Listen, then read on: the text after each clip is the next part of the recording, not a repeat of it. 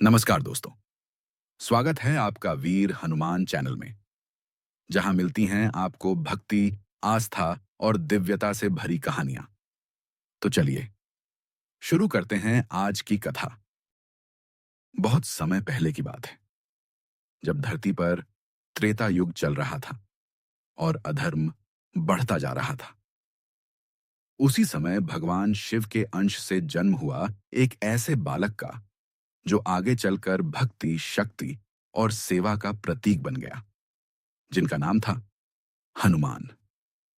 हनुमान जी का जन्म माता अंजना और पिता केसरी के घर हुआ, लेकिन उनका वास्तविक स्वरूप कोई साधारण नहीं था।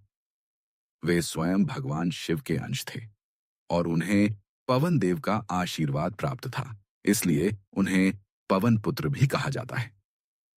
बचपन से ही हनुमान जी अत्यंत बलशाली और तेजस्वी थे। उनका मन चंचल था, लेकिन हृदय अत्यंत पवित्र। एक दिन जब वे छोटे थे, उन्होंने आकाश में उगते हुए सूर्य को एक फल समझ लिया और उसे खाने के लिए उड़ पड़े। इस घटना ने पूरे ब्रह्मांड को हिला दिया और तब देवताओं को उनकी शक्ति का एहसास हुआ। लेकिन जैसे जैसे हनुमान जी बड़े होते गए, उनका मन केवल एक ही चीज में लग गया, भक्ति।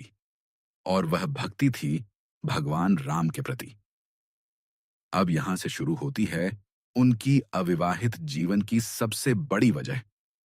जब भगवान राम वनवास के दौरान सीता माता की खोज में निकले, तब उनकी मुलाकात हनुमान जी से हुई। यह मिलन कोई साधारण नहीं था, यह आत्मा और परमात्मा का मिलन था।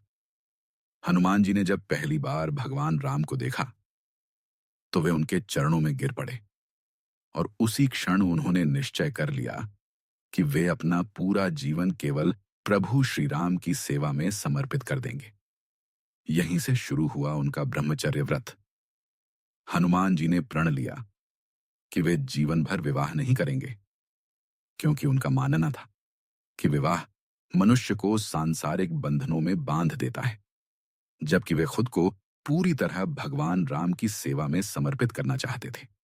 उनके लिए संसार में सबसे बड़ा रिश्ता था भक्त और भगवान का रिश्ता। समय बीतता गया और रामायण के हर प्रसंग में हनुमान जी की भूमिका सबसे महत्वपूर्ण बनती गई।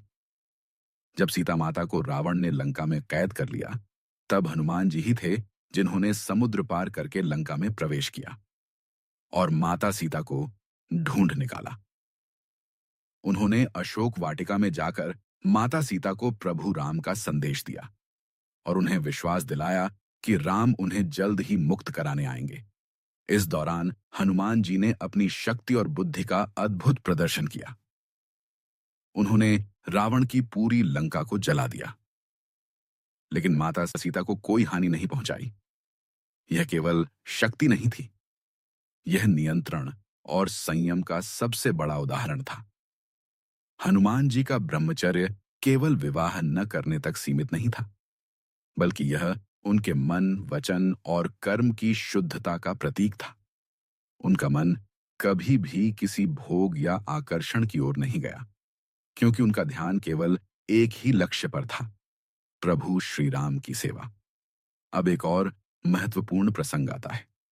कहा जाता है कि एक बार हनुमान जी को यह ज्ञान हुआ कि वे ब्रह्मचारी हैं, लेकिन शास्त्रों के अनुसार हर व्यक्ति को जीवन के 4 आश्रमों का पालन करना चाहिए: ब्रह्मचर्य, गृहस्थ, वानप्रस्थ और सन्यास। इस पर कुछ ऋषियों ने उनसे प्रश्न किया कि यदि उन्होंने विवाह नहीं किया, तो क्या वे पूर्ण धर्म का पालन कर रहे हैं? तब हनुमान जी ने एक अद्भुत उत्तर दिया। उन्होंने कहा, मेरे लिए मेरा ब्रह्मचर्य ही मेरा सबसे बड़ा धर्म है, क्योंकि मैंने अपने जीवन को केवल प्रभु राम की सेवा में समर्पित किया है। कुछ कथाओं में यह भी आता है कि इस प्रश्न का उत्तर देने के लिए हनुमान जी ने एक विशेष विवाह किया था, लेकिन वह केवल एक औपचारिकता थी और उन्होंने अपने ब्रह्मचर्य व्रत को कभी नहीं तोड़ा। यह दिखाता है कि उनका जीवन किसी सामाजिक नियम से नहीं, बल्कि आत्मिक लक्ष्य से संचालित था। अब बात करते हैं उनके ब्रह्मचर्य की शक्ति की। हनुमान जी को अष्ट सिद्धि और नवनिधि का स्वामी कहा जाता है और यह शक्ति उन्हें उनके ब्रह्मचर्य और भक्ति के कारण ही प्राप्त हुई थी। उनका शरीर इतना शक्तिशाली था कि वे पर्वत उठा सकते थे, समुद्र पार कर सकते थे और देवताओं तक को पराजित कर सकते थे। लेकिन इसके बावजूद उनमें कभी अहंकार नहीं आया। जब राम जी ने उन्हें गले लगाया तो हनुमान जी ने कहा, प्रभु, यह सब आपकी कृपा है, मैं तो केवल आपका दास हूं। उनकी यही विनम्रता उन्हें सबसे महान बनाती है। अब एक बहुत ही रोचक और प्रेरणादायक प्रसंग। एक बार माता सीता ने हनुमान जी को सिंदूर लगाते हुए देखा और पूछा कि वे ऐसा क्यों कर रहे हैं। हनुमान जी ने कहा, माता, मैं यह इसलिए लगाता हूं क्योंकि इससे प्रभु राम की आयु बढ़ती है। यह सुनकर माता सीता मुस्कुराईं और तब हनुमान जी ने अपने पूरे शरीर पर सिंदूर लगा लिया ताकि प्रभु राम की आयु और भी लंबी हो जाए। यह प्रेम, यह भक्ति और यह समर्पण किसी भी सांसारिक रिश्ते से कहीं ऊपर था। अब सवाल आता है, क्या हनुमान जी का अविवाहित रहना आज के समय में भी प्रासंगिक है? उत्तर है हाँ। उनका जीवन हमें सिखाता है कि यदि हम अपने लक्ष्य के प्रति पूरी तरह समर्पित हो जाएं, तो कोई भी बाधा हमें रोक नहीं सकती। ब्रह्मचर्य का मतलब केवल विवाह न करना नहीं है, बल्कि अपने मन और इंद्रियों पर नियंत्रण रखना है। आज के समय में जब लोग छोटी छोटी इच्छाओं के पीछे भागते हैं, हनुमान जी का जीवन हमें सिखाता है कि सच्ची शक्ति भीतर से आती है। उनकी अविवाहित जीवन शैली कोई कमजोरी नहीं थी, बल्कि उनकी सबसे बड़ी ताकत थी। उन्होंने यह साबित किया कि प्रेम केवल संबंधों में नहीं, बल्कि समर्पण में होता है।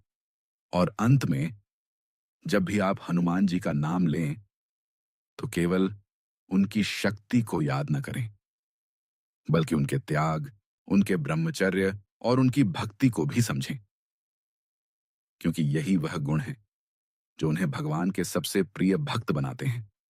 और शायद यही कारण है कि आज भी जब कोई सच्चे मन से जय हनुमान कहता है, तो हनुमान जी उसकी हर संकट से रक्षा करते हैं।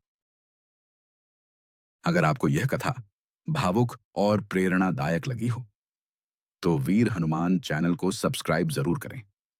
वीडियो को अपने मित्रों और परिवार के साथ शेयर करें और कमेंट में लिखना न भूलें, जय बजरंग बली। फिर मिलेंगे एक और भक्तिमय कथा के साथ। जय हनुमान, जय बजरंग बली।